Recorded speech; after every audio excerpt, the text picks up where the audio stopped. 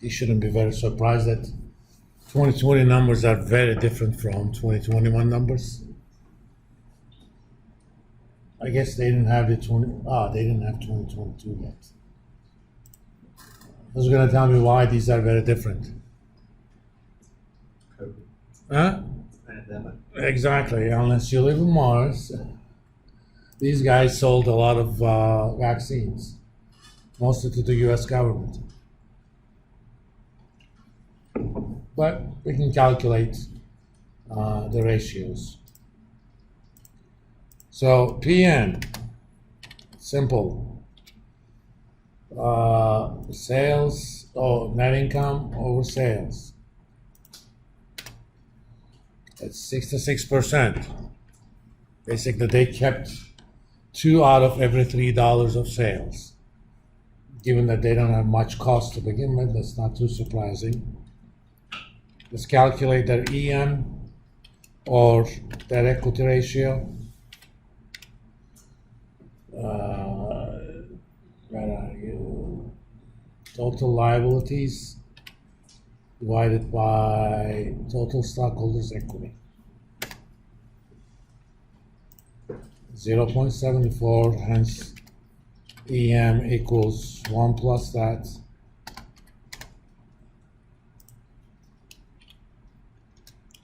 Let's calculate TAT.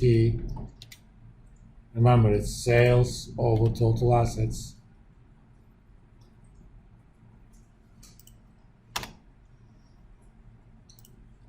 $175.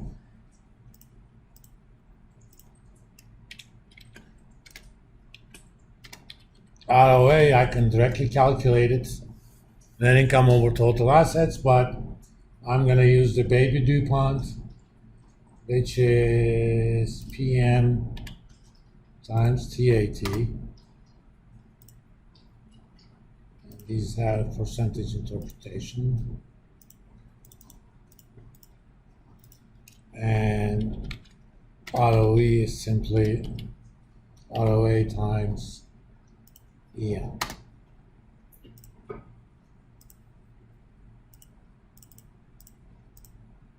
Of course, things were rather different in 2020. They were actually losing money. Moderna didn't have any other product. Look at the sales, 803 million compared to their cash. If you looked at their 10Q for the third quarter, we will see some other numbers, but I can leave it up to you guys. Oh, we were going to calculate IGR.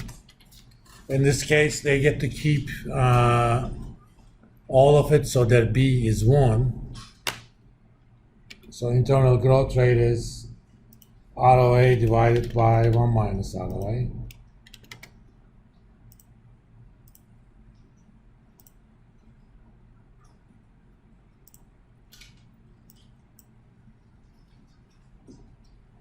And sustainable growth rate is ROE divided by 1 minus ROE.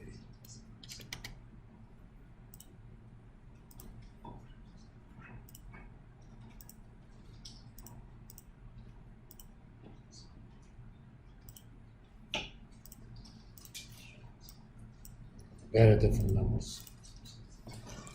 Quick trivia. If a firm distributes all of its earnings all the time, what would it be? What would its internal growth rate be?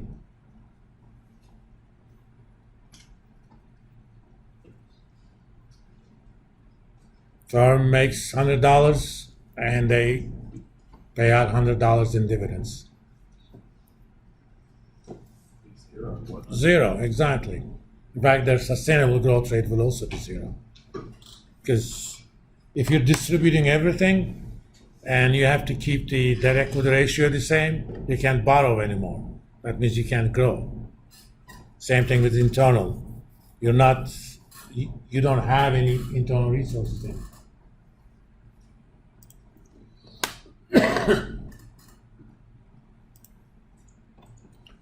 And this is one of the reasons why firms, especially when they're in their younger age, they don't pay dividends.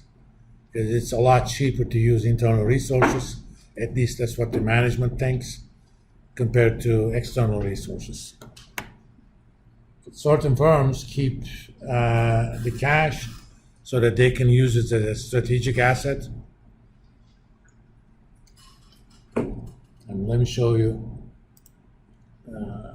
how much cash, for example, BioNTech has.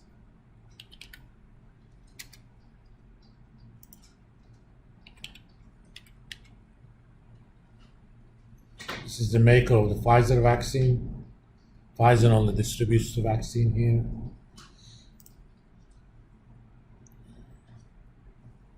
There, as of, let's do quarterly. As of their last financial statements,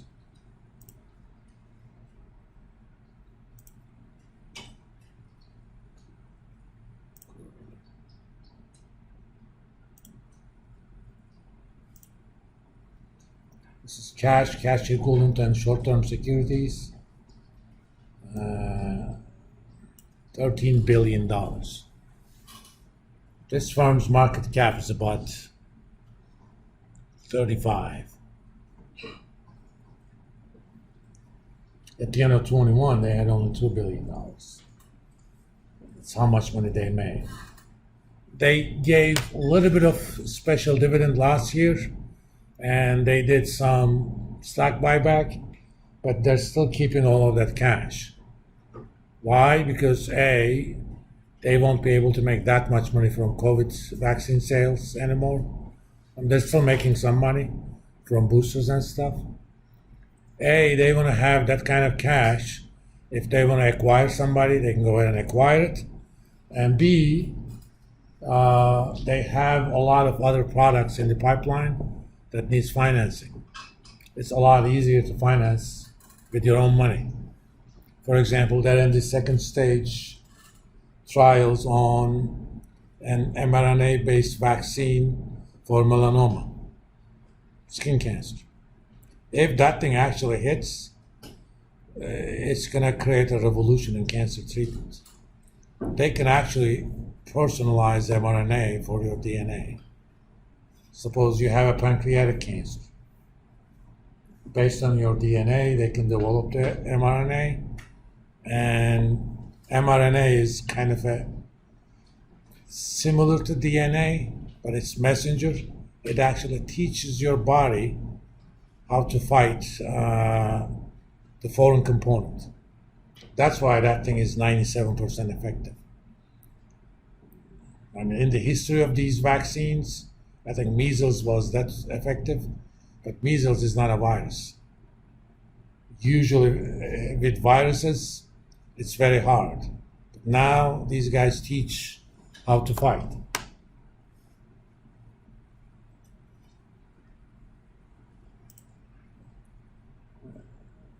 We just looked at that.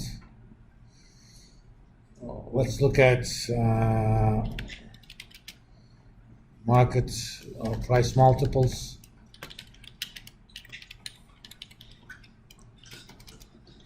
Well, the mother of all of them is called price-earnings ratio,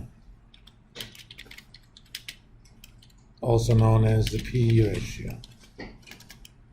As the name suggests, you can calculate it two ways, either price per share, or PE equals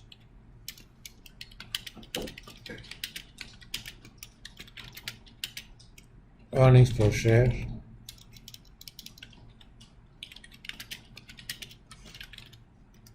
or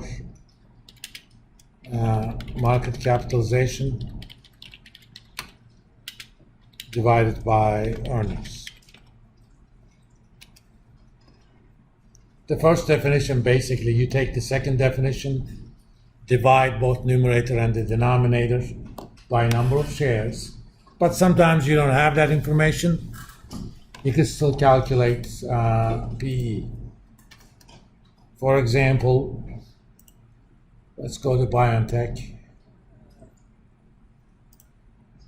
I mean, a lot of financial websites have a number given, but I'm going to calculate it myself based on the closing prices. 34,704, okay?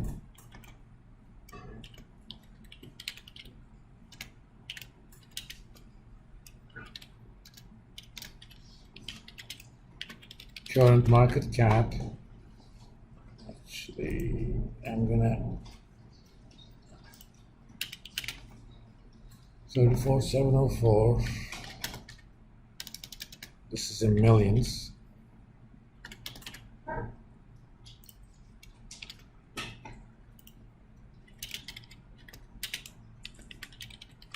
TTM is short for trailing 12 months based on the last quarterly. Let's look at the earnings.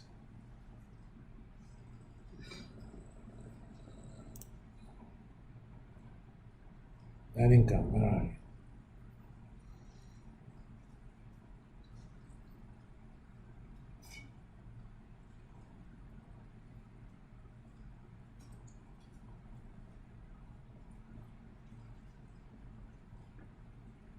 There you go, net income for common stockholders, 10.231900. Currency is in euro. But this is not in euro. Now we can convert it to euro. Since it is a German company, but they actually are moving to England.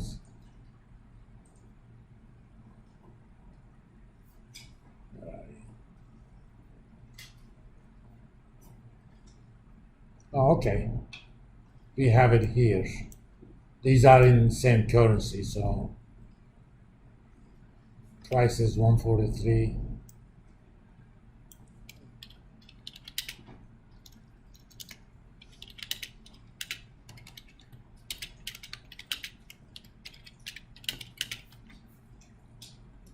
Per share earnings are 43.02. This is 143. And P equals 3324. I'm going to do the same thing for Moderna, since they are in roughly the same business.